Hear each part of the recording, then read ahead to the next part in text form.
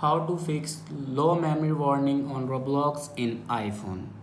So let's start the video. First of all, open settings. In settings, click on general and then scroll down in last and click on shutdown and then again turn on your device. After restart your device, it will fix minor glitches. And then open more apps, then close all the background apps.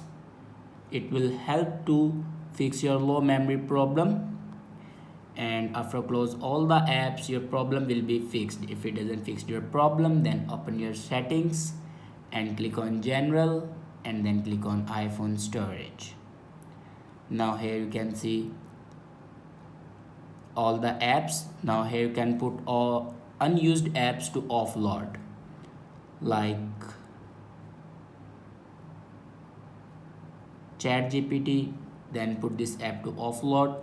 It will help you to fix your low memory problem. I hope this video is helpful for you. Thanks for watching.